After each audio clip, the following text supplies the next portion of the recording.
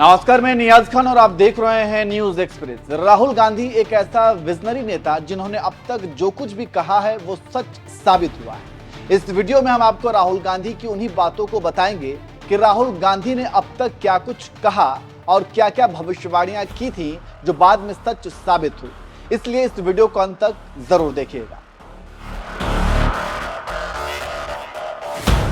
मैं अकेले ही चला था जानिबे मंजिल, मगर लोग साथ आते गए और कारवां बनता गया। ये शेर मौजूदा वक्त में किसी पर अगर सूट करता है तो वो राहुल गांधी ही। वही राहुल गांधी जिनकी छवि को हल्का बनाने के लिए करोड़ों पैसे पानी की तरह बहाए जाते हैं ताकि सोशल मीडिया के माध्यम से इनकी छवि को लेकर एक गलत नैरेटिव सेट किया जा सके, लोगों के दिमाग में बैठाया जा सके कि राहुल गांधी दिमाग से बालक बुद्धि हैं, हिंदू विरोधी हैं, आलू से सोना निकालते हैं, अपरिपक्व हैं, उनके अंदर नेतृत्व क्षमता नहीं है, कुछ भी बोलते हैं, मतलब उनके खिलाफ गलत नैरेटिव सेट करने के लिए उनके विरोधी दिन रात लगे रहते हैं।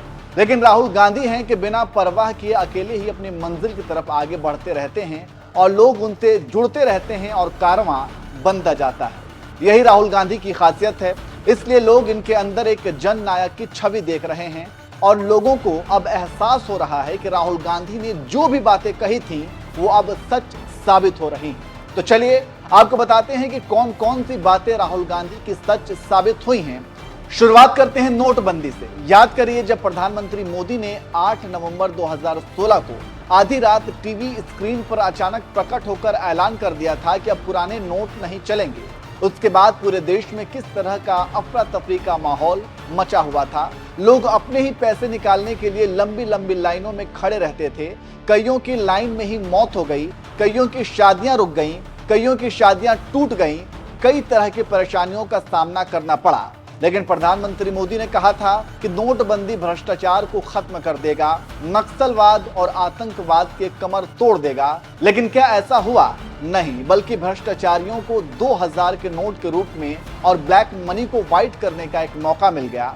वहीं नोटबंदी के बाद भी कई नक्सलवादी और आतंकवादी हमले हुए और पुलवामा जैसे हमले ने तो साबित कर दिया कि नोटबंदी से आतंकवादियों की कोई कमर नहीं टूटी। वहीं राहुल गांधी ने पहले ही कह दिया था कि नोटबंदी अब तक का सबसे बड़ा घोटाला है। बाद में क्या हुआ?